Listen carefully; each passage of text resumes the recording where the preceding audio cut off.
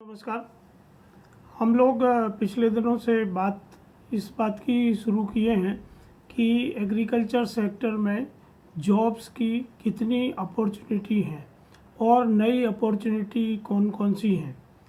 तो अगर आप हिंदुस्तान का एग्रीकल्चर सेक्टर थोड़ा सा देखें तो हमारे यहाँ जो 3 सेंट्रल एग्रीकल्चर यूनिवर्सिटीज़ हैं, 4 डीम्ड यूनिवर्सिटीज़ हैं और 64 स्टेट लेवल की यूनिवर्सिटीज़ हैं और इनके तहत 444 कॉलेजेस एग्रीकल्चर कॉलेजेस कार्यरत हैं और इन एग्रीकल्चर कॉलेजेस में 1036 से अधिक कोर्स पढ़ाए जाते हैं।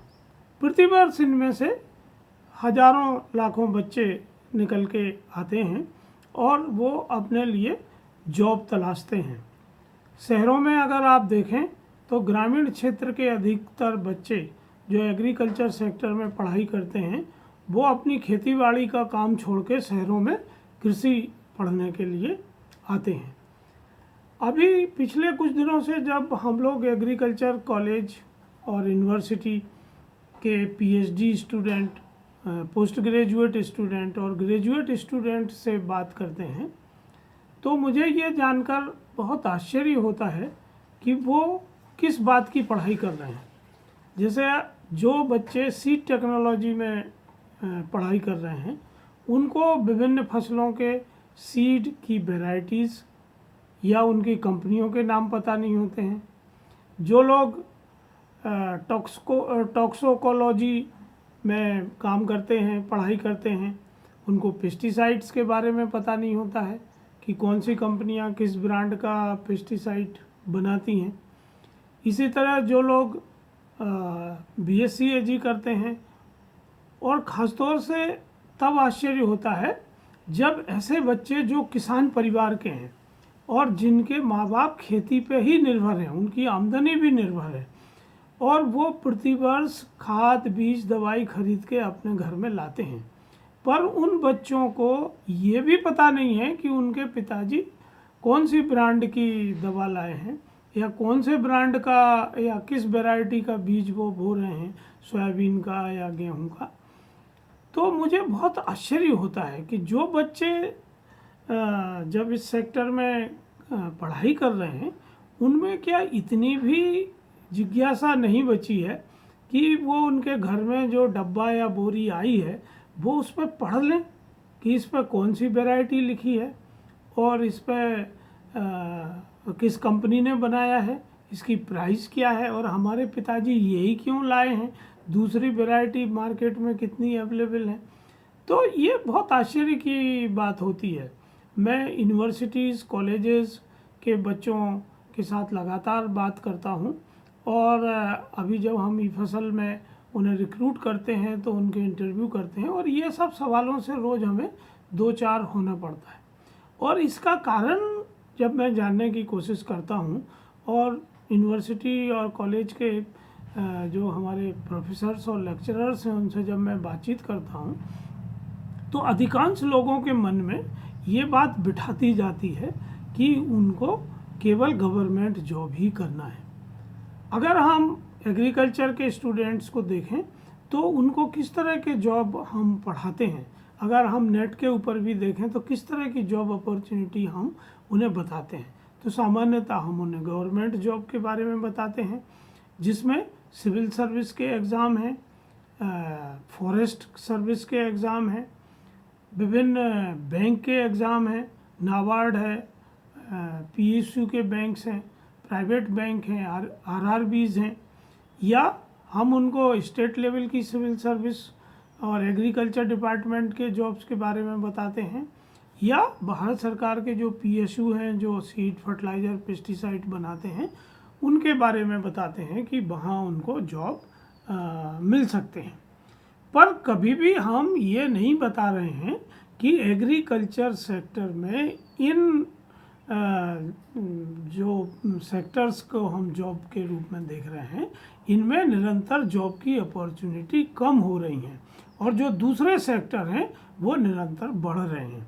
जैसे प्राइवेट कंपनियां, आप देखेंगे कि जितना एग्री इनपुट है, seed, fertiliser, pesticide, bio, micro nutrient, horticulture के सीड, मशीन उपकरण, ये सभी प्राइवेट कंपनियां बनाती हैं।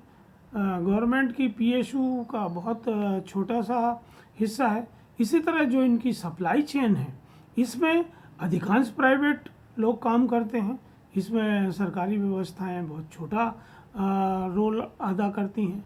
एक्सटेंशन की जो सर्विसेज हैं, अब ज़्यादातर वो स्टार्टअप कर रहे हैं, और बहुत सारे प्राइवेट कंपनियां एक्सटेंशन का काम कर रही हैं। प्रिक्योरमेंट में भी आप देखिए तो अधिकांश, अगर हम सरकारी खरीदी को छोड़ दें तो सभी पूरा मार्केट प्राइवेट सेक्टर के हाथ में है।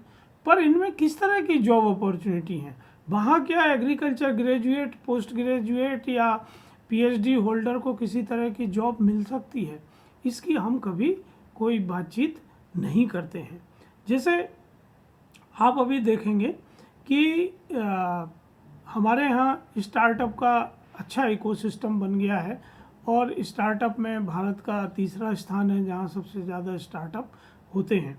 आज कोविड की वजह से पूरी दुनिया में काम करने का तरीका बदल गया है, पर अगर हम अपना भारत का इकोनॉमिक्स देखें तो हम पाएंगे कि हमारे यहाँ जो अनएम्प्लॉयमेंट रेट है कोविड की वजह से वो 10% से भी ऊपर चला गया है।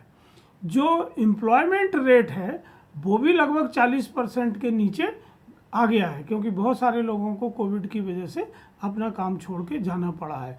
बहुत सारी फैक्ट्रियाँ, इंडस्ट्री, ट्रांसपोर्ट बंद हो गए हैं।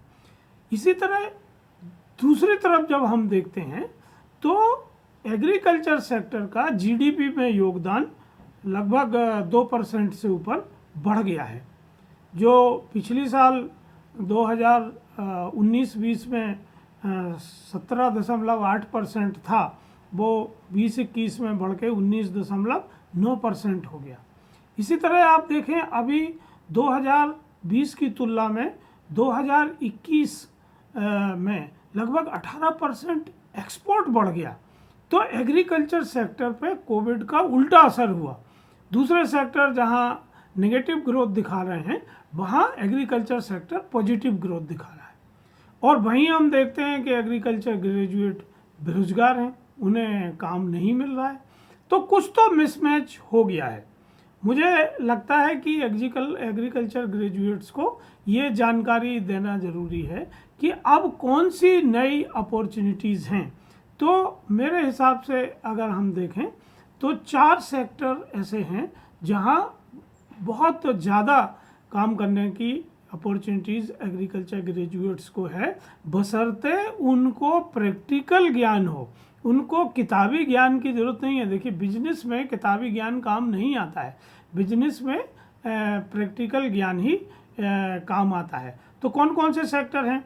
तो एक सेक्टर है सेल्फ एम्प्लॉयमेंट का, जहां एग्रीकल्चर ग्रेजुएट अपने खुद के स्टार्टअप शुरू कर सकते हैं, इनपुट के शॉप्स खोल सकते हैं, एक्सटेंशन की सर्विसेज दे सकते हैं, प्रोक्योरमेंट में मदद कर सकते हैं, जहां ख़ासतौर से ग्रेडर का जो काम है, क्वालिटी असेसमेंट का जो काम है, वो बहुत इम्पोर्टेंट है। वेयर हाउस मैनेजमेंट का जो काम है, वो ये सब लोग अच्छे से संभाल सकते हैं। दूसरा जो सेक्टर है वो है स्टार्टअप। अभी हिंदुस्तान में लगभग 450 से ऊपर स्टार्टअप एग्रीकल्चर सेक्टर में है। अगर हम एग्रीकल्चर का टोटल बिजनेस देखें तो ये वार्षिक $24 बिलियन का है। $24 बिलियन बहुत बड़ी रकम है जहां बिजनेस हो रहा है। तो यहाँ जब नॉन एग्रीकल्चर ग्रेजुएट लोग काम कर रहे हैं, या जिनने एग्रीकल्चर की पढ़ाई नहीं की है वो अपना काम कर रहे हैं, तो एग्रीकल्चर ग्रेजुएट्स को तो काम मिल ही सकता है, वो अच्छे से ये काम कर सकते हैं। पर उनको इस काम के लिए प्रैक्टिकल चीज़ें सीखना पड़ेंगी, सप्लाई चेन को समझना पड़ेगा, वैल्यू चेन को समझना पड़ेगा, और उसमें वो किस काम को करना चाहते हैं उसको अगर वो समझते हैं तो स्टार्टअप्स में एक बहुत बड़ी अपॉर्चुनिटी उनके लिए है जहां उन्हें जॉब मिल रहे हैं। तीसरा जो सेक्टर है वो है फार्मर प्रोड्यूसर ऑर्गेनाइजेशन। देखिए 2002 में भारत सरकार ने कंपनी एक्ट में अमेंडमेंट किया था और फार्मर प्रोड्यूसर ऑर्गेनाइजेशन बनना शुरू हुए थे। तब से हमारे देश में लगातार फार्मर प्रोड्यूसर ऑर्गेनाइजेशन बन रहे हैं और जो किसानों को एग्रीगेट तरीके से खेती करना सिखाते हैं, बिजनेस करना सिखाते हैं और किसानों की आय में वृद्धि कर रहे हैं। बहुत सारी सफलता की कहानियां हैं। अब इनमें बहुत ज़्यादा ट्रेंड और एग्रीकल्चर ग्रेजुएट बच्चियों की ज़रूरत है।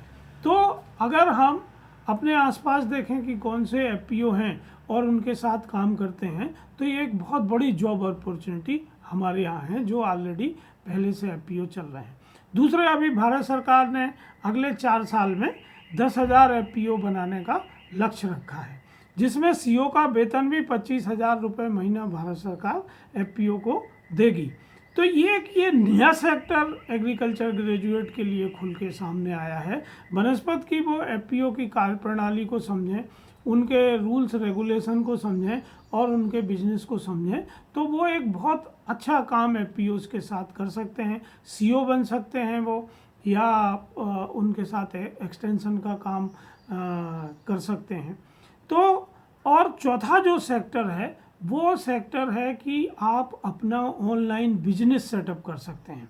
देखिए पहले दिक्कत ये थी कि आपको एक फिजिकल दुकान स्टोर बनाना पड़ता था और फिर आप अपना मटेरियल बेच सकते थे, पर जैसे जैसे इंटरनेट टेक्नोलॉजी का विकास हुआ, मोबाइल फ़ोन्स का विकास हुआ, तो अब वर्चुअल शॉप बनाना और वर्चुअल प्रोडक्ट बेचना आसान हो गया है।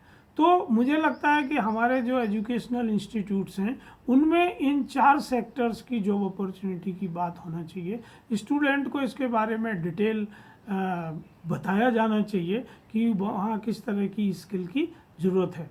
और ई फसल से हम ऐसे ही स्टूडेंट्स की मदद करते हैं, उनको वो स्किल एक्वायर करने में सहयोग करते हैं ताकि वो उनकी एम्प्लॉयबिलिटी बढ़ जाए। तो आप में से जो लोग अपनी एम्प्लॉयबिलिटी बढ़ाना चाहते हैं या अपना वर्तमान व्यवसाय बढ़ाना चाहते हैं, तो वो ई फसल के साथ जुड़ के अपना काम कर सकते हैं। आइए अपने बेरोजगारी को ख़त्म करें।